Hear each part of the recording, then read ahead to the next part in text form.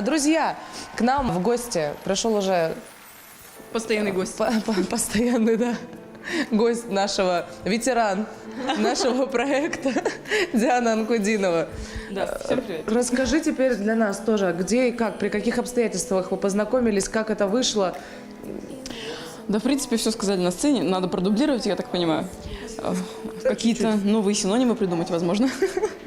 Да, на самом деле, я приезжала со своим концертом в моем маленьком туре в город Нижний Новгород.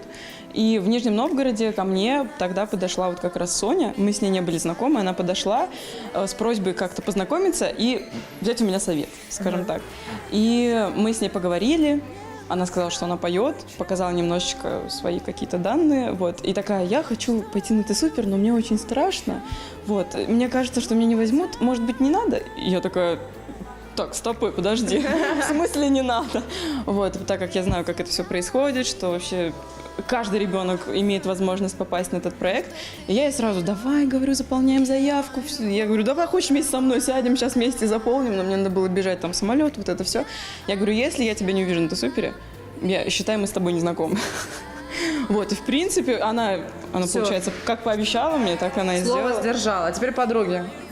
Теперь, Можно, правда, да, подруги, нести потому что ответственность за неё. это очень трепетно, на самом деле, потому что я чувствую, как какая-то, знаете, я фея, что ли, вот эта вот фея, которая пришла такая: День-день. вот тебе немножечко звездочек посыпала и улетела, и такая: ну, делай с ними, что хочешь.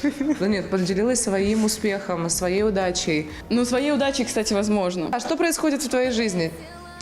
Чем ты сейчас занимаешься, помимо деятельности концертной? Происходит очень много всего. Очень много всего. Я даже не знаю, что вам вообще описать, как сказать. Я немножечко в шоке от того, что происходит. Меня все время как-то переполняют разные эмоции, то злость, то радость. И я вот так вот между этими качелями пытаюсь как-то работать при этом. Но, в принципе, наверное, это этап взросления, поэтому все молодые люди тем более уже меня понимают. Взрослые тоже спасибо, что поддерживаете. Если не поддерживаете, это ваши проблемы. Вот. Конкретная дама. Это шутка. Вот, на самом деле, все, что происходит в моей жизни сейчас, по большей степени, оно происходит благодаря людям, которые меня поддерживают или даже не поддерживают, потому что они как-то меня... Черный пиар тоже пиар, знаешь. Ну, ты знаешь, это даже больше работает в мою мотивацию. Ну вот. Потому что я смотрю и такая: так, я должна это сделать. Все, чуваки, я не могу не сделать. Ну, как бы. И поэтому я начинаю все больше работать, все больше писать песни, больше верить в себя как раз из-за этого. И поэтому в последнее время вот мы пытаемся выпускать очень много разных песен с моей командой, снимаем клипы, что-то такое делаем. Вот, поэтому, если что-то выйдет, Вы услышите. вы ничего не знаете. Вы должны удивиться.